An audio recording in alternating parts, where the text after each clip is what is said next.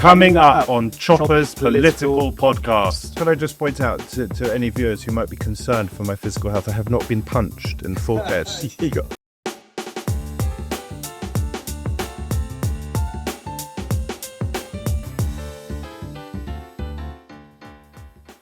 Welcome back to Chopper's Political Podcast, where I bring you the best guest gossip, news and stories from our studios at GB News in the heart of Westminster. My name is Christopher Hope and I'm our political editor here.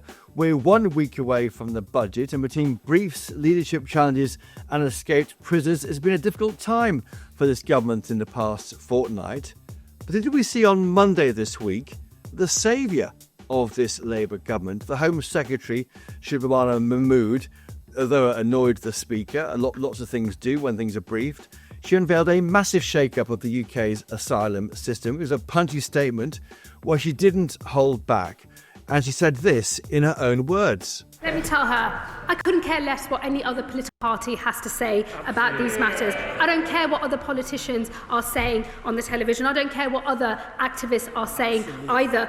I care about the fact that I have an important job to do, and I can see that there is a problem here that needs to be fixed. If it was possible to pretend there wasn't a problem because there wasn't one, I wouldn't be saying there is one. There is a genuine problem in this asylum system, and we need someone to sort it out, not to pretend it doesn't exist, which I'm afraid is one of the things that fuels the division in the first place. My own constituents, since I have been Home Secretary, have been telling me directly of abuses in the visa system that they can see with the evidence of their own eyes long before any officials in Whitehall have ever clocked onto those things. It is a moral responsibility when you see something broken to fix it and to make sure that the fact that it's broken is not fueling division in our country. And let me also say to her, it is Green Party politicians who are absolute hypocrites because they talk great language in here and then oppose asylum accommodation in their own constituencies.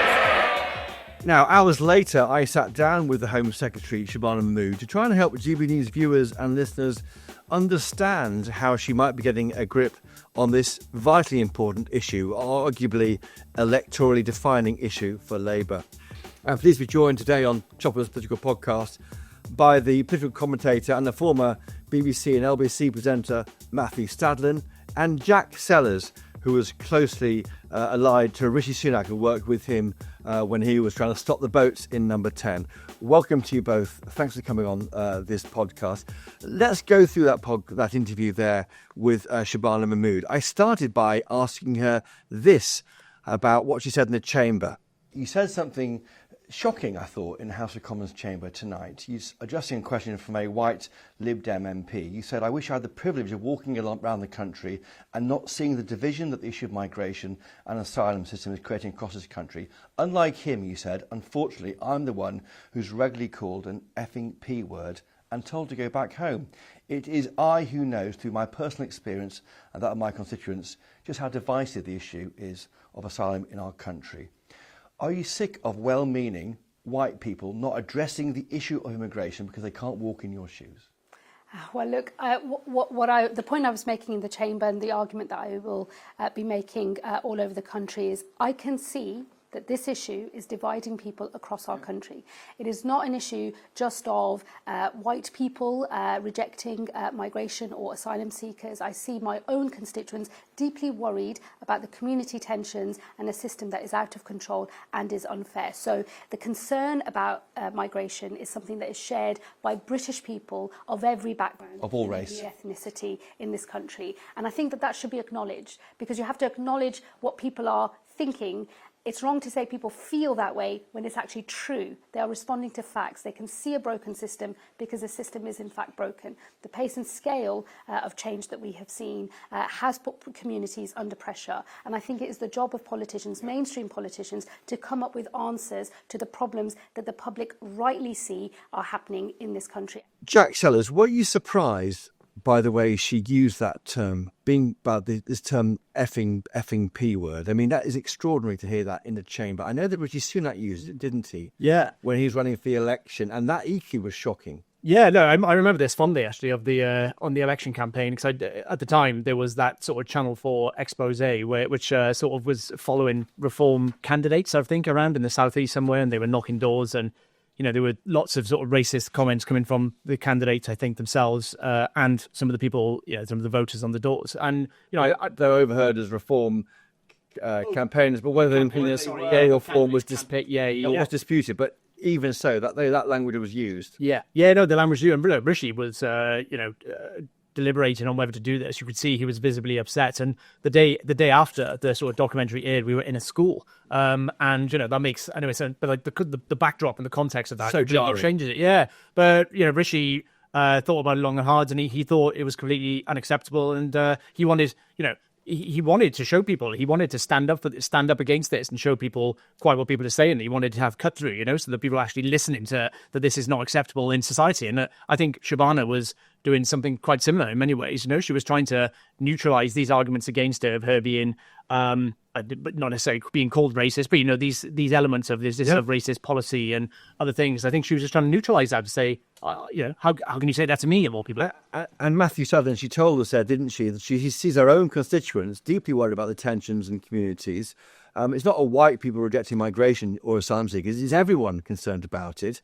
But to see her as someone of Pakistan heritage saying that to someone saying, "Why are you doing this?" Saying a Green Party or a Lib Dem saying that in that language, it really made the point, didn't it? There's a problem for all of our communities in this country. I think what Shabana Mahmood is trying to do, and using that awful language, which was shocking to hear it within the sort of bastion of our democracy. I think what she's trying to do is to sell these pretty radical reforms on how we treat refugees. So in other words, how we treat people whose asylum seeking has been vindicated. People who actually do become a refugee, having been an asylum seeker. These are radical reforms. I think she's selling this as a way to unite the country. And in order to do that, she needs to bring both right and left with her.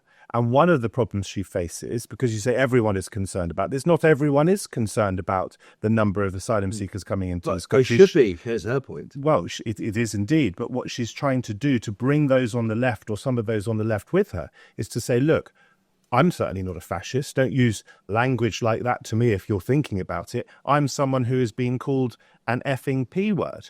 And so I am well placed to understand the challenges we face in this country as someone from an ethnic minority background myself. She was worrying about rising tensions, wasn't she? I mean, was she almost, concerned about well-meaning, maybe white people who don't think it should be addressed? She's seen the tensions in her communities, Jack says, isn't she? And saying we have to deal with this. Yeah, no, absolutely. I think that for there's people on the left, right, who just it is a small proportion these days, I would say, who want to completely ignore that this is an issue out there, and they don't want to sort of talk about it. And I think she's sort of getting ahead of herself here, right? She's sort of looking down the line and noticing that there's a faction of her party who are likely going to be very upset about this. You saw the MP for Folkestone, I think, on the weekend coming out against it, and there was many more on the record. Around 20 or so, I think. Around 20 or so. This is on the record. This is not even the background at the moment of the conversation. So she's trying to get ahead of that, trying to demonstrate to these people that no longer can we not talk about this. No longer is this a bogey issue. Let's address it up front. Matthew. It's not just those within her own party, though.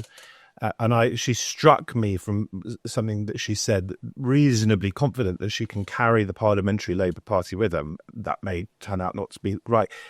It's also people to the left of her own party, or people who have abandoned Labour, people who are joining Zach Polanski's Green Party. Zach Polanski, I think, with his leadership is being much more open-armed, isn't he, in his attitude towards asylum seekers. So there is a real political risk now for Labour, not just to the right, not just to Reform, which has been consistently leading the opinion polls, but also to the left. Can she triangulate? Is she the woman, as I say, as someone who is not just from an ethnic minority background, but is from a Pakistani British background? Yep. And there has been a lot of focus on British Pakistanis in recent times, some of it, in my view, openly racist or bigoted. Do you mean the Grooming Gang scandal? The way that has at times been taken advantage. She is condemned. Yes, take the yes. action. Look, the grooming gangs were acts of evil.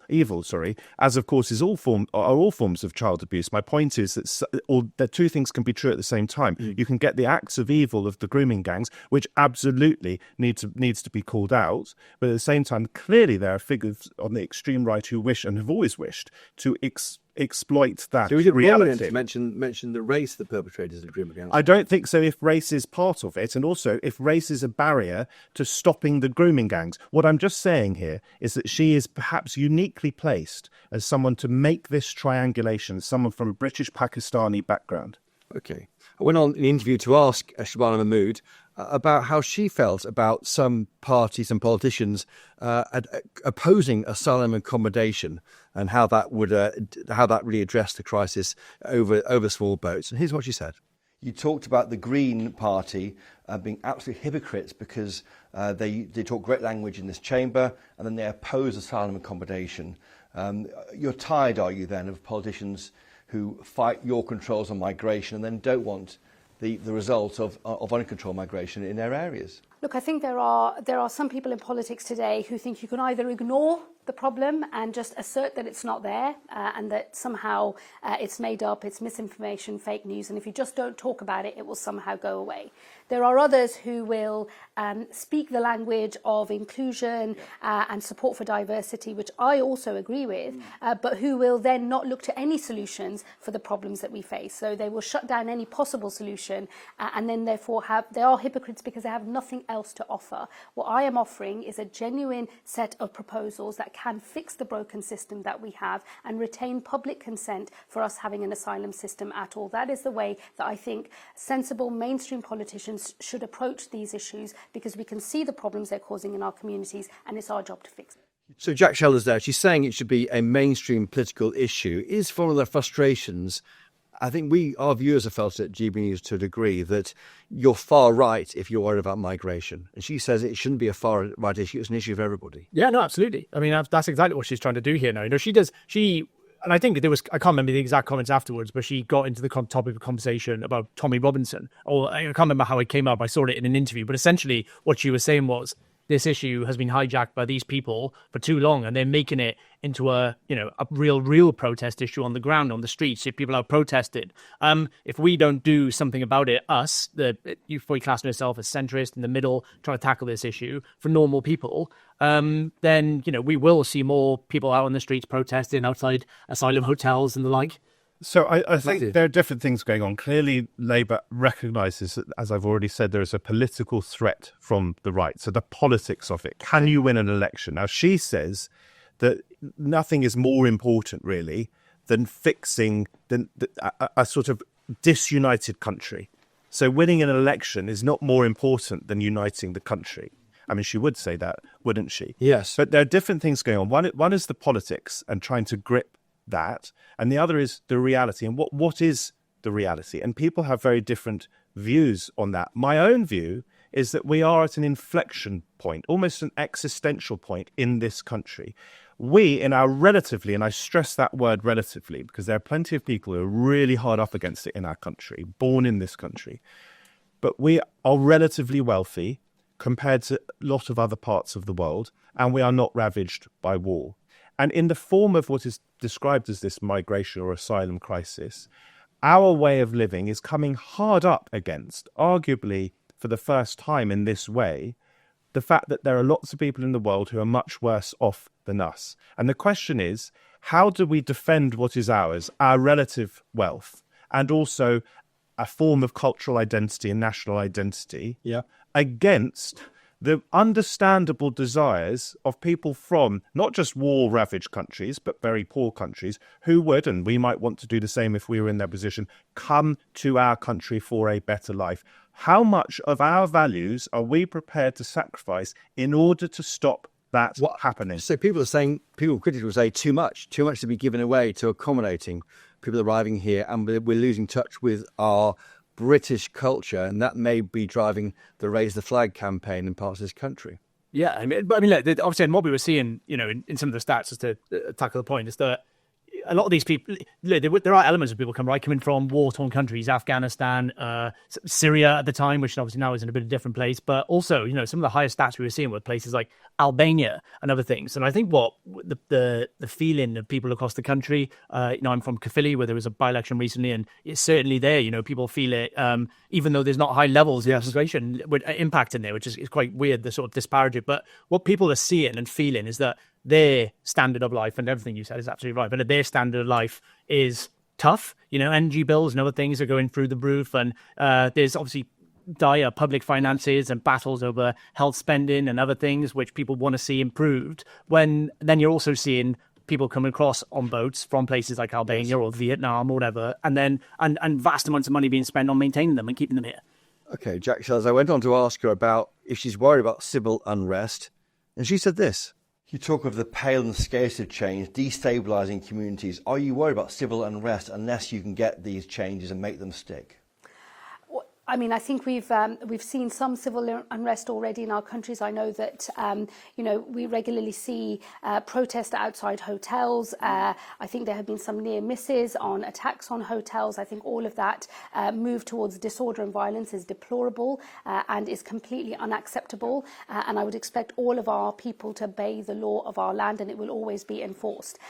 But what I can see happening is division. Anger and resentment can turn to hate. It's a human frailty. And I can see this happening in our country. It's my job to stop that drift towards hate, to offer people solutions that can work, that can dissipate the anger and the resentment they're feeling, and that can build their public confidence in having an asylum system, and also unlocking what I believe is the true generosity of the British people, because we will always want to help those who are truly in need. Absolutely, absolutely. So there you have it. She's saying anger and resentment can turn to hate. But Matthew Stadlen, is the government doing the right thing here? They are obviously tackling the issue of small boats, illegal migration, but isn't the so-called Boris wave, the numbers arriving here, isn't that also part of the issue? And that's not addressed in this policy. And we'll come to the details shortly. So net migration has been coming down very substantially recently. We've seen that in the last year or so. And there is a real risk of a conflation between legal migration and then asylum and irregular or illegal, however you choose to describe it. I think they're calling it legal now, not irregular, by the way. Those two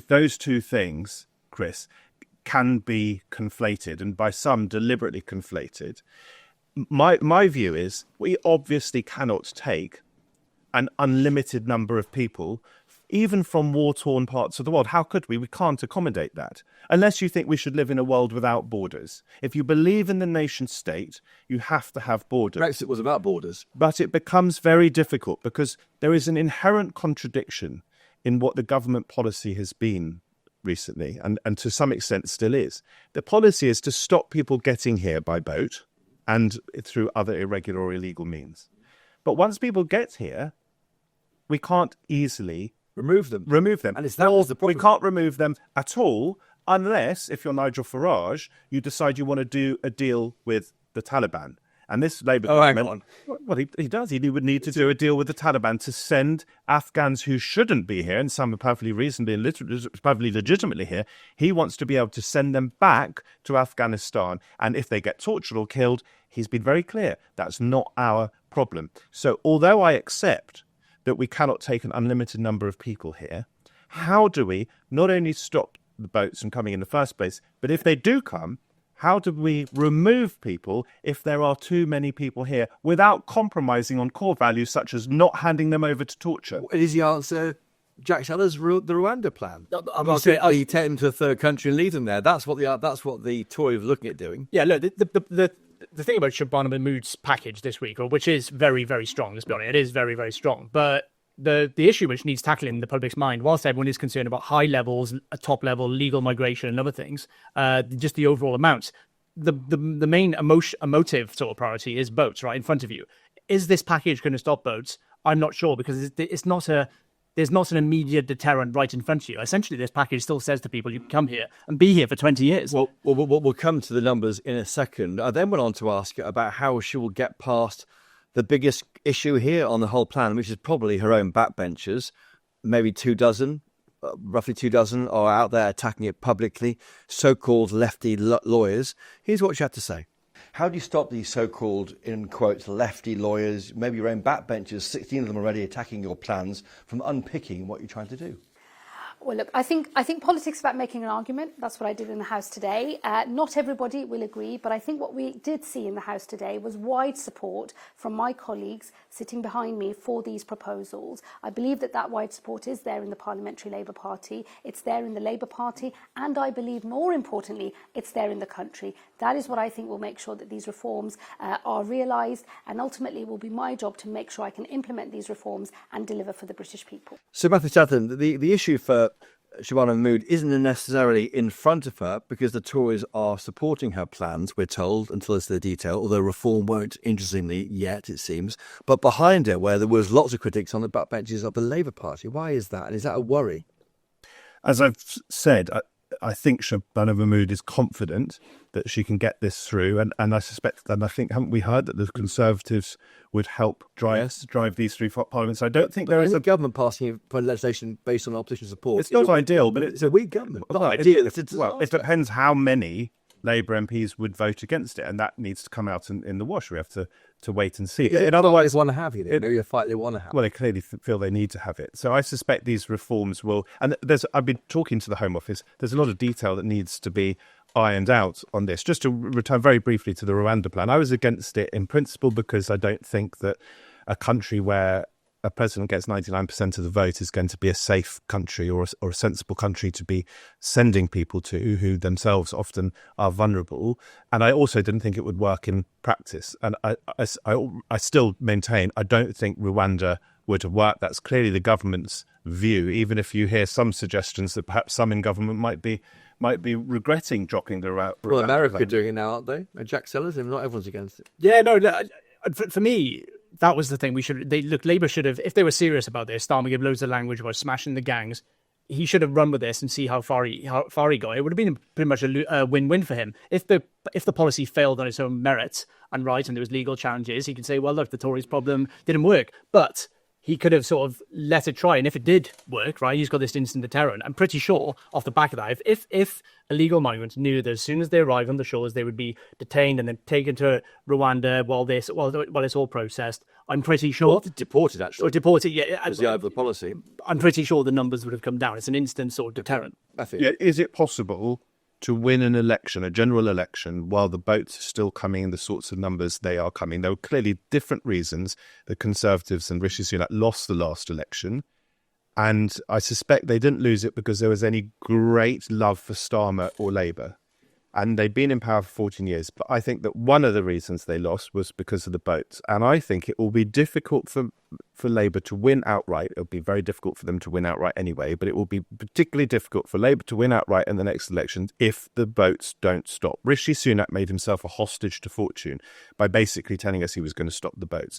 Shabana Mahmood has now said in an interview with you, Chris, that we should judge her on her record. Now, that's a perfectly reasonable thing for us to do, and we'd be judging her on her record anyway, but she has now said those words.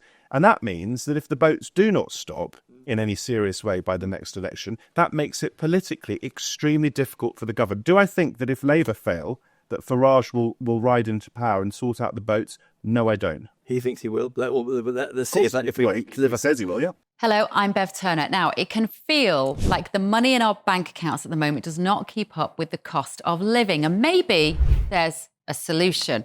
I'm here today with the CEO of TallyMoney, Cameron Parry. Cameron, what is TallyMoney? Well, Bev, with TallyMoney, you get a current account and a debit card, but instead of pounds, you use milligrams of gold as your everyday money. So why gold? Gold traditionally is a great store of value. It has, on average, gone up at over 11% per annum for the last 25 years against the pound. It's tripled in value in the last decade.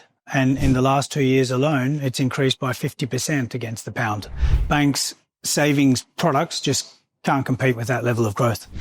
But this isn't just about gold. This is about a currency that you guys have created at TallyMoney. Explain it to me as though I'm an idiot. So, look, people need to be able to hold their earnings and build their savings in a money that retains its value and remains in their legal control and remains theirs to access away from government control. Great. You had me at not exposed to government control. You should feel safe and happy with your money. You should have peace of mind. The more money you see in your bank balance, and that's the type of thing we're trying to deliver, and give people choice in the type of money they get to use every day. Brilliant. Thank you so much, Cameron. Thank you.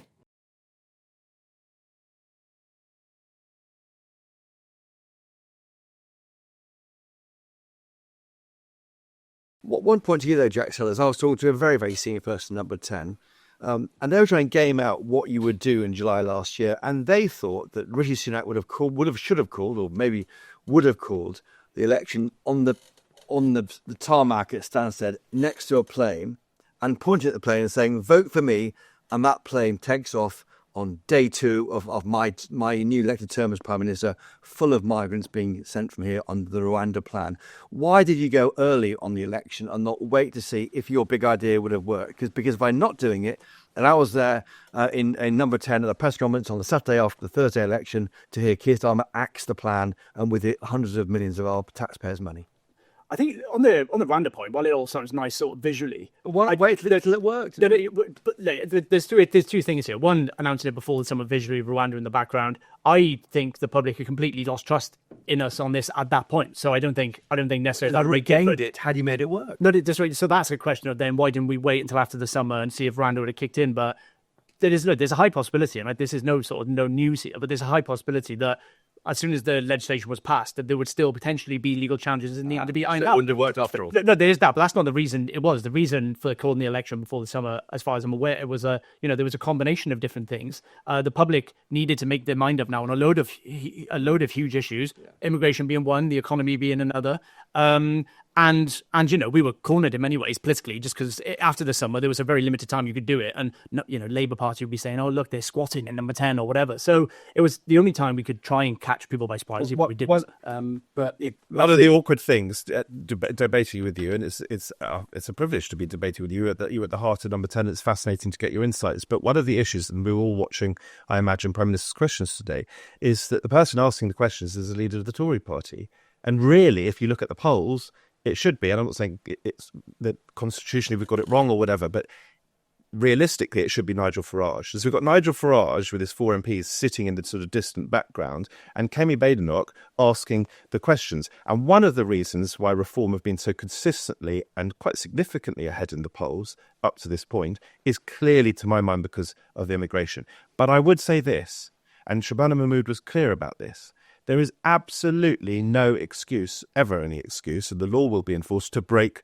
the law. And I think that the demonstrations outside hotels in this country have been disgraceful. I think they are intimidatory. And I think the way in which asylum seekers and migrants have been tarred with this criminal brush is absolutely disgraceful. Sorry, Chris, just to make the point, because you talked about a plane load of migrants. The language, and you're a very decent chap, the language that is being used in our country is so dehumanizing. And I think that is really threatening to our British values. My grandparents came to this country fleeing Hitler. They could have ended up in the camps were it not for this country. They would have ended up in the camps.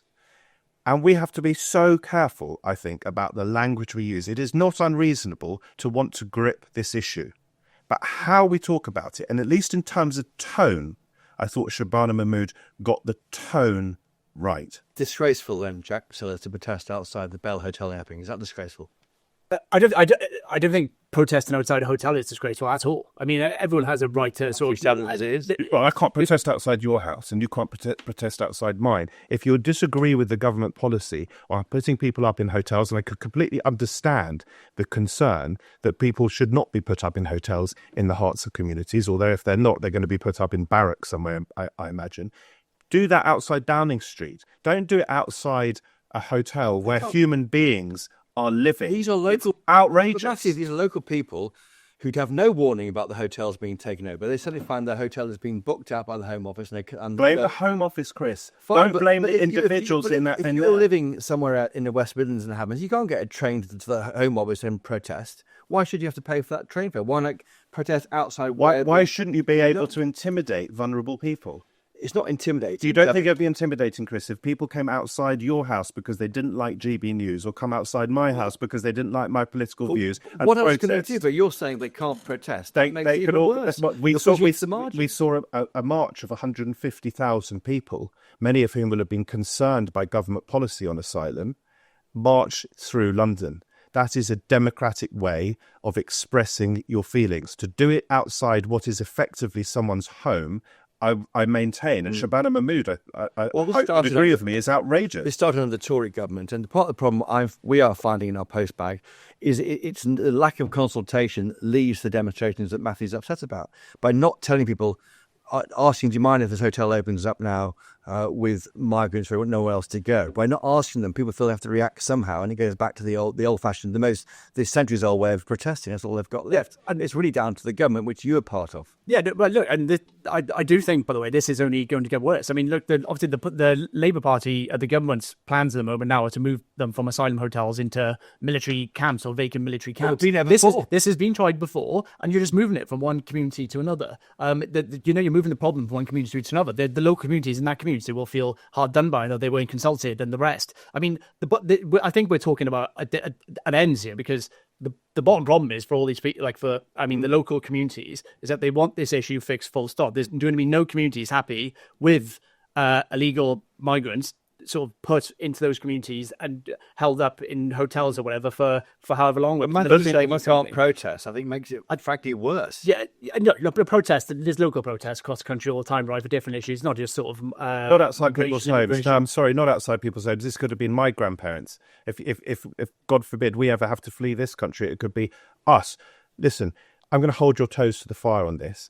There are all sorts of issues with the asylum system at the moment, and Shabana Mahmood is trying to deal with those in radical ways. Yeah. And by the way, there are problems with the ways. We haven't really dealt with some of the substance there. We'll come to that. But just to finish on this point, if you are an Afghan and you have come over by boat, you come to this country, what do you guys think should happen to that person, unless you agree with Nigel Farage that they should be sent straight back to Afghanistan on an aeroplane, because we've done a deal, which we would have to do. We can't just send aeroplanes into Afghanistan without consultation with the Taliban.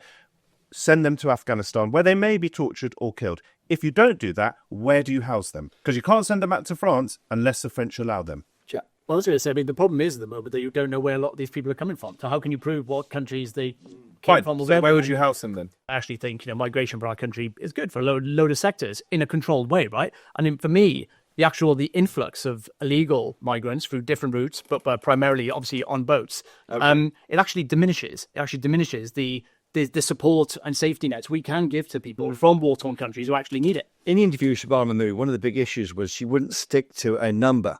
She wouldn't say we're going to bring the illegal crossings down to a figure which we recognise. I say, would it be 50,000 and so forth? Here's what she said to us. How can we judge your success? 45,000 came here legally in 2022, you know the numbers off by heart, 29,000 in 2023, 36,000 last year, pushing 50,000 maybe this year, maybe not as much as that. What does success look like? Will those numbers come down next year and going forward?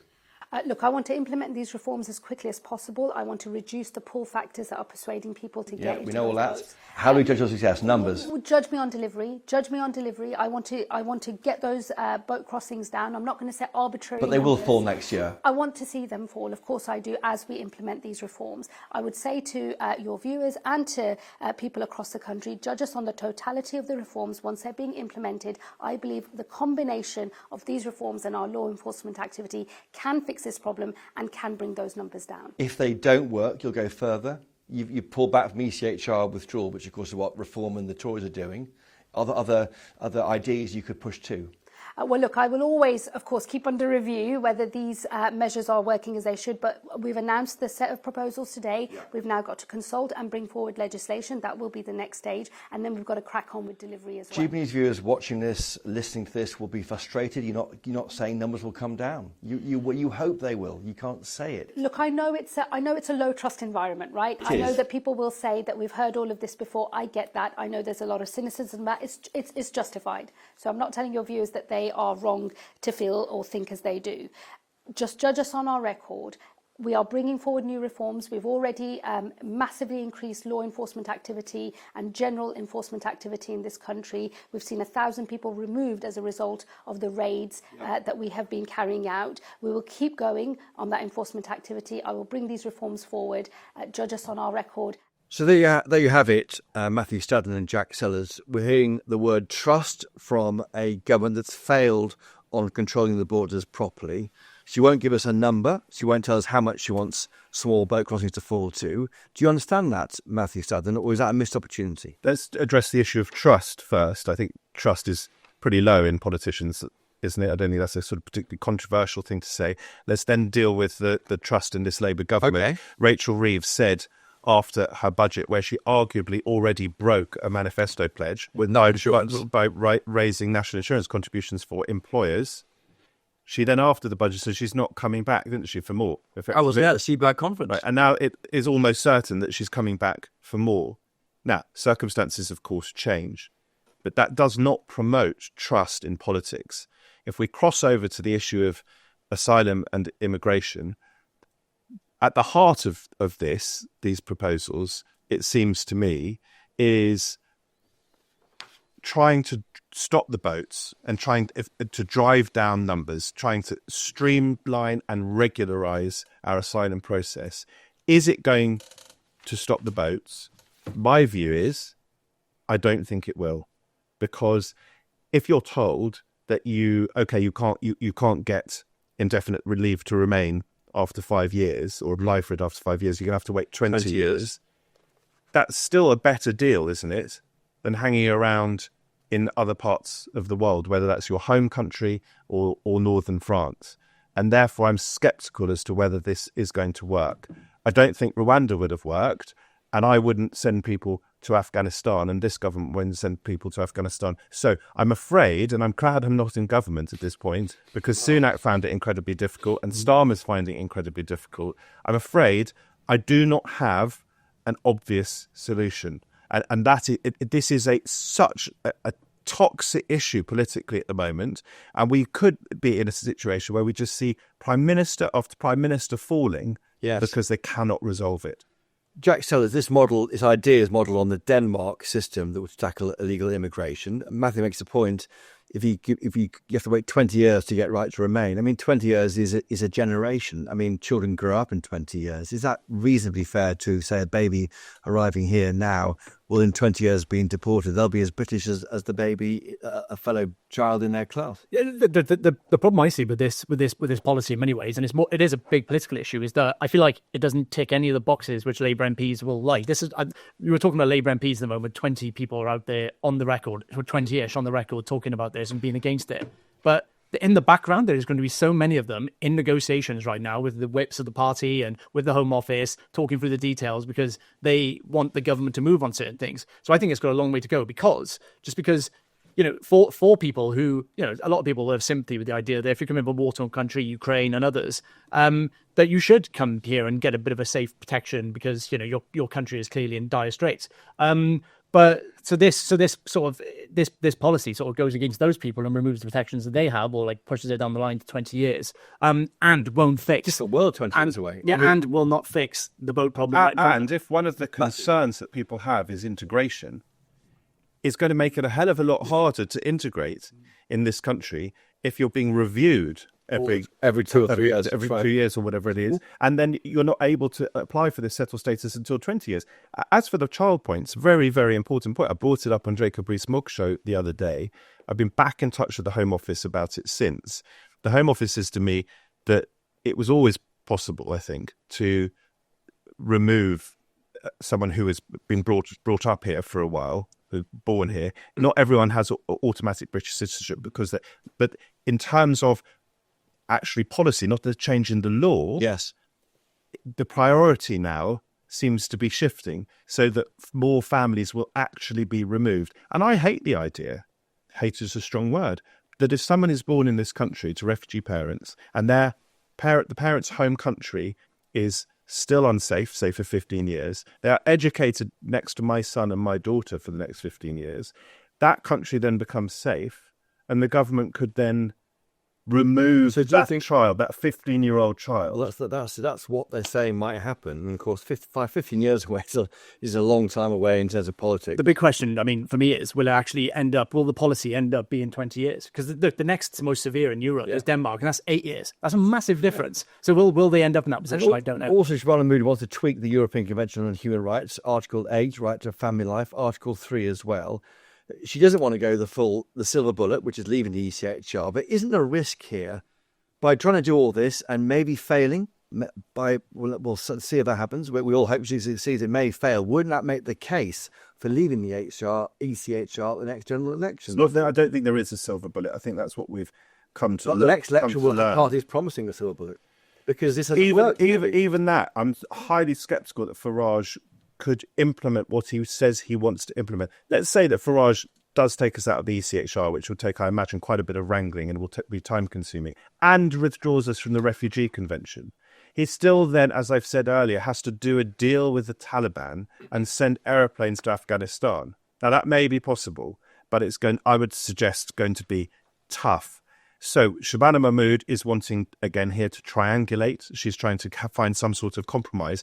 On the issue of Article 3, public policy rights or public policy issues don't, I think, come into it, unlike, I think, with Article 8. Maybe correct me if I'm wrong. She wants international reform at European Council level. In the short term, especially in terms of this electoral cycle, I suggest that's fantasy. The big concern I've got, though, with the Labour government is why wait 16 months to sort it out? There's a question I put to Shabana Mahmood. It's been 16 months to get to this point. We've been through one Home Secretary, Yvette Cooper. Now you're in post. Why is the government sleptwalk into this point now? Why is the urgency, which you definitely are showing in the House of Commons today and tonight on GB News, why has that been lacking so far? Well, I would disagree with that because, look, since we've been in government, we inherited an almighty mess in the immigration system from the Conservative Party. Decision-making was through the floor. They'd just basically given up on governing altogether. Well, they thought Rwanda was a silver bullet, didn't they? They did, and there are no silver bullets here. It's a range of measures. They think there are. They think there are silver bullets. I think they're wrong. I think they haven't learned the lesson of their time in government either. But we are learning the lessons of their failures. And my predecessor's Home Secretary, Yvette Cooper, she got this system back up and running again. And she started fixing its foundations, and now it's on me to keep going with that programme of reform. Matthew Stadlen, there you have it. Shabana Mahmood saying she disagrees with wasted time, but they have wasted in so many ways, away from immigration, other areas too. The first year and a bit of this government has wasted time, haven't they? It was a very good question that you put to her. And if you look at the way that the Donald Trump administration has been seen to hit the ground running, but now I am the opposite of a Donald Trump fan. You might be surprised to learn. But the people he surrounded himself this time with seem very different to the more conventional, perhaps more establishment, to use that term. They're engaged, aren't they? People that he surrounded himself in his first term. They were sort of almost checks and balances figures. Now the gloves are off. Starmer clearly was not sufficiently ready for government. And should we be surprised by that, Chris? If you think about where he was coming from a position of a Boris Johnson landslide against Jeremy Corbyn of 80 seats. And he turned that party around from that mega defeat in 2019 to a party that then won a much bigger landslide, albeit very shallow, in 2024. So the focus seemed to have been partly on removing Corbynites from the party, or removing Corbynism from the party. And doing anti-Semitism was a big issue. And making so some said, and making Labour electable. But somewhere along the line, it seems to have been forgotten that actually it's not just about winning an election. You've actually got to have a plan for government. And Starmer is clearly somebody who wants to make this country better. But if you don't have a proper government, and arguably if you don't have a sort of guiding ideology of some form, then you're going to struggle. It's almost like it becomes a black hole that sucks everything into it. And I read a piece in the FT just before coming on your podcast, which suggested that this was a chronically under-scrutinised incoming government. That Starmer hadn't done very well in the first 18 months. When the polls turned in his favour, the press didn't catch up and say, hang on, we need to hold these guys' toes to the fire. So, look, this has been slow. Be fascinating to see whether it works. And I want to just stress one major point here, I think, and that is I do have concerns about the real-world implications of these reforms. I understand the political and policy pressures on this government on asylum, But I do not want innocent and vulnerable people who we live shoulder to shoulder with in our communities. But if you're paying too granted for a sole vote, and you're not going through the safe routes, she wants to expand the safe routes, which is the asylum seekers are not necessarily impoverished. My grandparents were not impoverished when they had to flee Vienna when the Nazis were going to kick them out. So we are talking about people who've come here under incredibly vulnerable circumstances. Let's not dehumanize. Aren't they all, though? There are some economic migrants. There are some economic migrants. Of course there are. And those people who are economic migrants have no right to be here. The difficulty is trying to sift this and make a system that works. And by the way, just finally, if these reforms really, in the real world, hurt people who should not in any way be hurt, that's very disappointing. I mean, Jack Shell's just finally, you had to stop the boats. Labour have smashed the gangs. They're not saying stop the boats anymore because they may not be able to get there. Yeah, and that's the half of them that you talked earlier about Shabana Mahmood not being able to say how many people she expected this to stop. Half of me, one, thinks that she doesn't want to be hostage to fortune in the same way that we were, or she, quite frankly, doesn't know yet what sort of impact this is going to be. Or what success looks like. Or what success looks like. But look, they've had a good week. They've had very good headlines. I think Shabana Mahmood would have been very happy with how the sort of Sunday, Monday, Tuesday coverage went and how it's been received. And it looks like they're being strong and taking on the issue, and the opposition parties have, sort of warmed to it as well. But they've got a long way to go. They've got potentially a Home Office, which a lot of the Home Office, are quite resilient and resistant. So this sort of changes.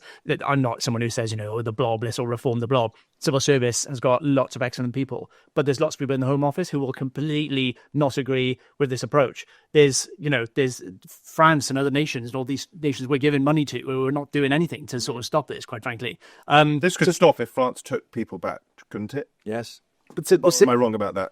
And then we enter the EU, about to say, aren't you? But there's a Brexit argument. No, I wasn't about to say that. No, seriously, if this wasn't some form, and it's an ugly way of putting it, but a political punishment beating for this country, and it may well be that. Is that what it feels like?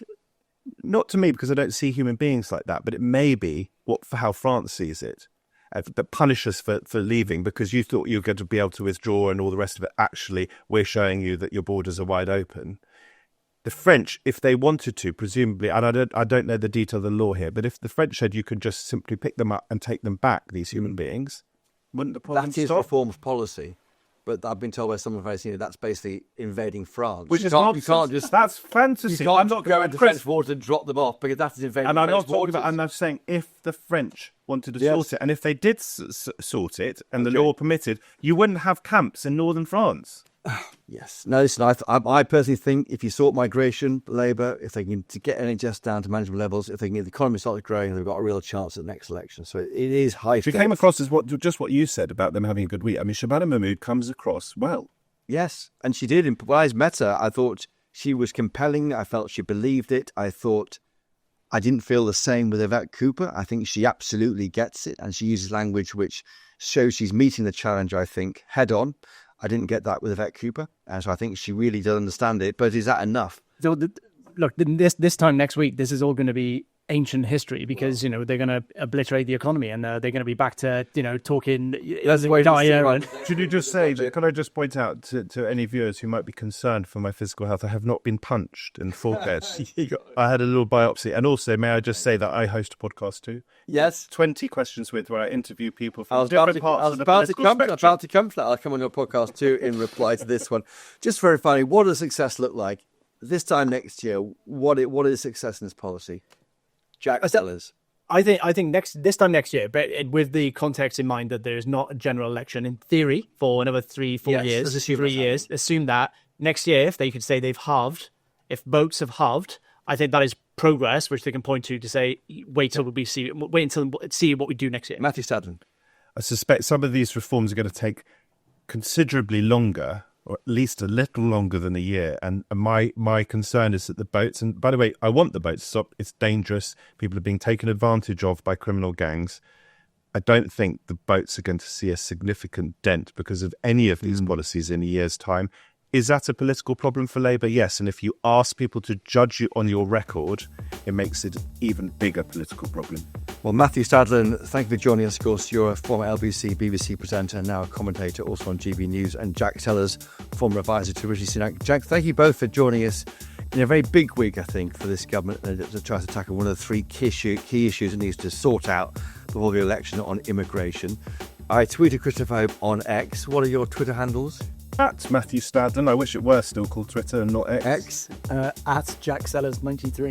You DM them all with your thoughts or email me, chopper@gbnews.uk. There's also some podcasts. What's yours called, Matthew? 20 Questions With. You can find it on Spotify and Apple. And I'll be on that very soon. Jack? No podcast for me, but please do be nice if you do DM me. Coming soon. If you enjoyed the show, please tell your friends. If you really enjoyed it, leave a 5-star rating and a review on Apple Podcasts, Spotify, anywhere you see it, YouTube. That helps other people to find it due to the algorithm. Thanks to the great team behind the podcast at GB News, Mick Booker and Jeff Marsh back at base. On the podcast, Worker Bees, the Queen Bee herself, Rebecca Nunes, and the drone, George McMillan. Most importantly of all, thank you again for listening. If you want more Chopper in your life, and these two certainly do catch me during the week on GB News where I present and also offer up occasional political analysis.